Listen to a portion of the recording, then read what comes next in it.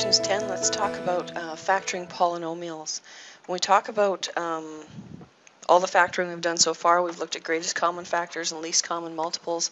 Now let's talk about what happens when we're working with polynomials. Before we can do that, we need to remember what some of these terms mean. Factor as a verb, okay, we know what a factor is as a noun. If I ask you to name a factor of 12, none of you have trouble doing that. When I tell you to factor something, however, you need to know what the purpose of the question is. In order to factor, what you're going to do is rewrite the expression as a product of prime factors. Now, of course, inside of this definition, there are terms going on. We have, for instance, rewrite. Because we are rewriting the expression, it's important to realize that we're rewriting it so that it's still equal. We're not changing its overall value. We're going to put an equal sign in front of each line as we work to show that, yes, what I'm rewriting this as is still equal to what it was before. Product. You've worked with products in math before. A product is the answer when you multiply. We are going to be writing things as multiplication statements when we factor, and we've already talked about what prime means in that we can't break it down any further. Those are key ideas when we work on factoring something. So when I ask you to factor a polynomial using a greatest common factor, remember that that means we want the biggest common, meaning shared, factor. And we've talked about how to do that when we're working with just numbers. A GCF of 12 and 18, for instance, we started by breaking them both down. You know that 12 breaks down to 2 times 2 times 3. We know 18 breaks down to 2 times 3 times 3. And we wrote them like this to help us organize. And then we simply went and found the common stuff. So the GCF of 12 and 18 is 2 times 3, or in other words, it's 6. We already know all of that. How do we use that when we go ahead and start factoring polynomials? What happens if I ask you to factor 12x squared? We just said that 12 is 2 times 2 times 3. Well, x squared is really x times x. And I'm going to write it out like this for the moment. It's important that as you work with polynomials, you start to think this 2 times 2 times 3 times x when you see 12x squared. You have to know that this stuff's all inside of there and you can access it as needed. Then the process is not significantly different. Let's work with find, and I'm going to make my pen a little smaller here, the GCF of, let's go 12x squared y cubed and 34xy squared. The process is similar. We need to write them both out so we can see what they're made of. 12x squared, which we just looked at up here, is 2 times 2 times 3 times x, and of course we've got that y cubed we need to remember is there as well. There is, oops, good thing we're not in a classroom or one of you had been saying, hey, you're wrong. This should say 12x squared y cubed. That's better. We know that. Let's do the same thing with the 34xy squared. 34 is 2 times 17. And yes, you can do a factor tree to find all that if you need to. We've got a single x and a y squared, which is y times y. Now think back to when we did the GCFs with just numbers. Our next step was to find the stuff that's in common. I see a 2 that's in both. Is there another 2? Nope. Or a 3 or a 17? There are no more common numbers. The coefficients are handled. Now let's look at the variables. I can take an x from here and here. This single x doesn't have a partner in the 34xy squared, so it just stays where it's at. I see a y and another y. We're trying to find our GCF. The GCF of 12x squared y cubed and 34xy squared is, we've just got a 2 in front. There's just an x. There's two y's, however, being multiplied together. We're best off writing that as 2xy squared. This is the GCF, or in other words, the biggest thing that we can divide out of both 12x squared y cubed and 34xy squared. Now, of course, that's just one step in the whole process that we're going to be working with today. We are now going to factor expressions. What are expressions or polynomials? A polynomial, poly meaning many, this means terms.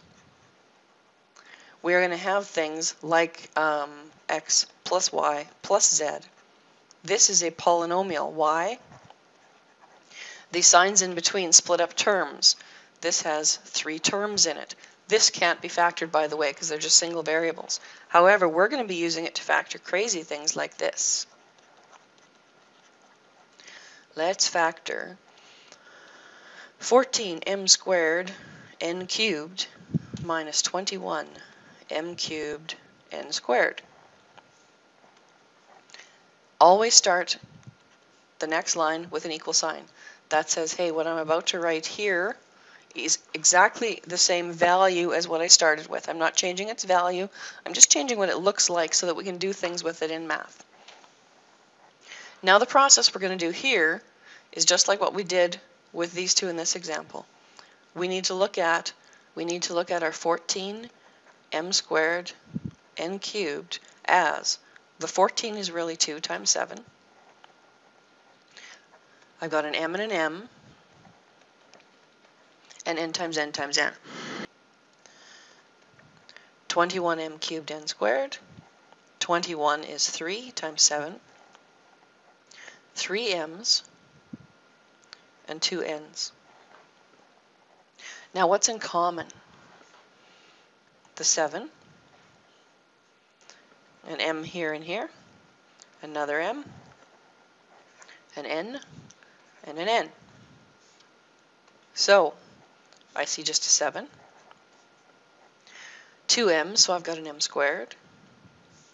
2 n's, so I have an n squared as well. Now, before you stop and say, there, done, cool. This question is different than this one. This said, find the GCF. This one says factor. Remember when we started, we said factor is rewriting the expression as a product. This is not a product of factors equal to what's up here. 7m squared n squared is not equal to 14m squared n cubed minus 21m cubed n squared. We need to make it so that it is. How you do that, always start by writing your GCF in front. Then you're going to have brackets with an expression inside of it. Like so. How you figure out what's in the brackets is looking at each term and asking what happens when I divide the GCF out of it. What is 14 divided by 7? 2. What's m squared divided by m squared? 1. Now realize that what we're writing here would be 2 times 1. That's not going to matter. Don't put the 1 in. N cubed divided by n squared leaves us with an n. Minus. That sign has to be there so that if we do a check afterwards, we get back to our original question. 21 divided by 7 is 3. M cubed divided by m squared is m. N squared divided by n squared is 1 again, and we leave it alone.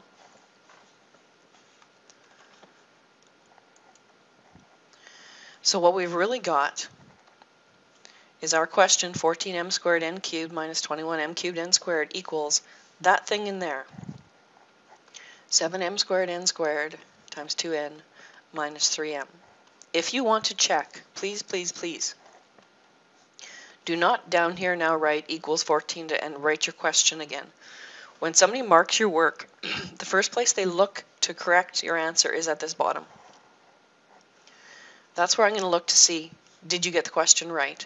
You're just going to make it very convoluted and confusing if you tack on a bunch of stuff underneath. If you want to do a check, write check, colon, or something to say, hey, what's coming next is for me to make sure that I did it right. How do you do that? Distribute. If I go 7m squared n squared times 2n, I get 14m squared n cubed. When I distribute here, 21 m cubed n squared. Does this match my original question? Yes, it does. I know that I'm right. Okay, one more. Let's factor negative 6ab cubed plus 18a b to the 4 c.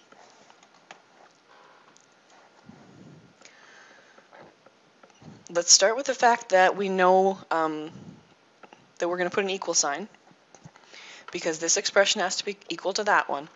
Now let's see if we can do this without doing all the factor tree stuff. What's the greatest common factor of 6 and 18? In other words, what's the biggest number that divides into both of them? 2 goes into both, but it's not the biggest. 3 goes into both. Again, it's not the biggest. In fact, 6 divides evenly into both 6 and 18. Now let's look at the letters. What's the biggest power of A that I can divide out of, well, out of A? Notice, if they both only got single A's, a single A is going to be in your greatest common factor. Now let's look at the B's. Think back to what this meant. B cubed means B times B times B. There's 3 of them there. If I look in this one, B to the 4 means B times B times B times B. There's 4 of them there. How many B's can I take out so I can take the same number out of both of them? Remember, this looked like this. And we'd go 1, 2, 3 of them. Realize that when I take my greatest common factor, the exponent on the greatest common factor on the variables is the smallest one found in the terms. 3 is smaller than 4. My GCF is going to have a 3 on it. Now what about this lonely C over here? Do I put a C in the common factor? Remember what common means. Common says that it's shared, that it's found in both terms. Is there a C in both of the terms in my question? No. So the C does not become part of the common factor. I'm ready to go ahead and start my bracket and write the rest of my expression. What's negative 6 divided by 6? Negative 1. A divided by A is just a 1. I don't need it because multiplying won't change anything. B cubed divided by B cubed, just 1. Again, leave it alone. Yes, I can have a negative 1 sitting there as a term. Plus, notice I'm keeping that sign the same. 18 divided by 6 is 3. A divided by A is gone. What's B to the 4 divided by B cubed? Just a B. Now what about this C? This C is being divided by whatever is right here in this common factor, which is just the number 1. C divided by 1 is still C. Now, if you don't believe this or you have doubts about your answer, remember, checking is easy. To check your answer, all you do is take that expression and distribute it into the brackets. And make sure that negative 1 times that is the negative. 6 times 3 is 18. B cubed times B is B to the 4. And I've got a C. Are these the same? They should be, and in this case they are. So I know that my answer is right. This answer right here is correct. Notice when I started my check, I wrote check and didn't just start shift gears and carry on from there. Go have a look at the notes. There's a bunch of other worked examples there as well, and then there's some textbook practice for you.